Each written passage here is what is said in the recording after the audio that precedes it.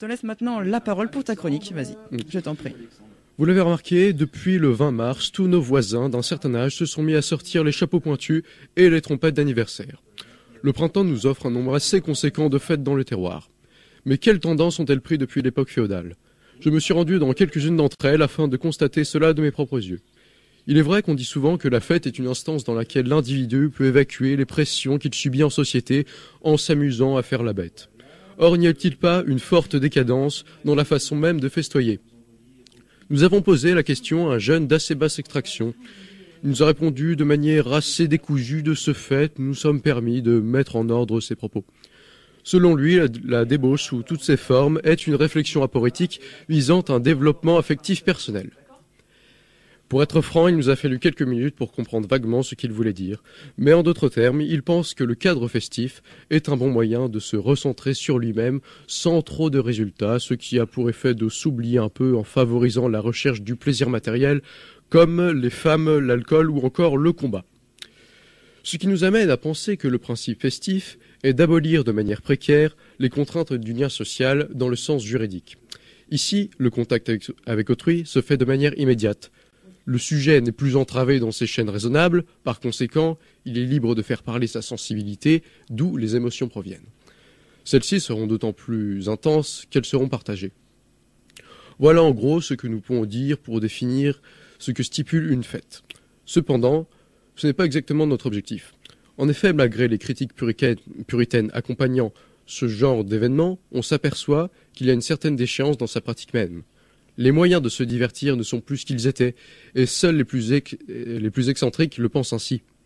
Par exemple, sur un plan nutritionnel, nous sommes passés d'un banquet seigneurial aux apéritifs douteux, de douzaines de plats bien cuisinés, à des escarmouches alimentaires composées de pâtes froides et de pizzas noircies, de même que nous sommes passés de la courtisanerie galante au bativolage direct. Maintenant, l'expression de la virilité se fait de manière discrète par des bousculades de couloir, alors qu'auparavant nous organisions des tournois de joutes médiévales.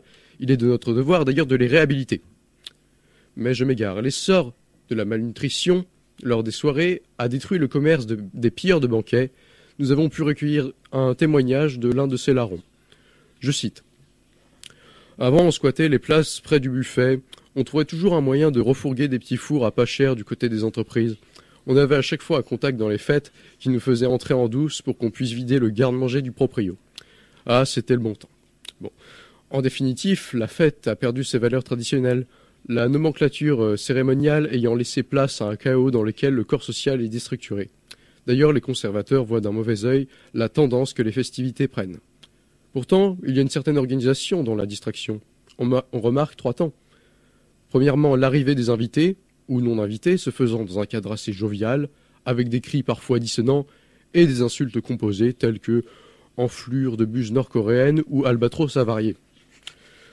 Ensuite, le vif du sujet, se constituant des prises récurrentes de produits alcoolisés ou illicites, l'apparition de pistes de théâtre vivantes et une émergence d'improvisation bancale. Pour finir, le secours des personnes ayant abusé des ressources effervescentes fait aussi partie du lot de toute soirée. Cela reste jovial, mais est également instructif. Finalement, on pourrait voir les fêtes modernes comme un chaos structuré, ne se fondant sur aucune culture barbare, mais sur un usage de techniques non maîtrisées. Néanmoins, on a souvent tendance à oublier que ce n'est pas parce qu'il y a fête que mes amis sont là, mais bien parce que mes amis sont là qu'il y a fête. Merci beaucoup Brendan. Et est-ce que tu aurais un message final à faire passer ? Un message final, tout dépend. Je dirais profitez de votre jeunesse, mais gardez quand même un aspect raisonnable dans toutes vos prises de conscience avec autrui ou autres distractions. Bon, là, on a le choix. D'accord, merci beaucoup Brendan. C'était ta chronique philosophique décalée. Je pense que c'est une bonne description. Oui, tout à fait. Voilà. Et peut-être à bientôt à l'antenne de Radio oui, Laser. J'espère. Et nous avons un...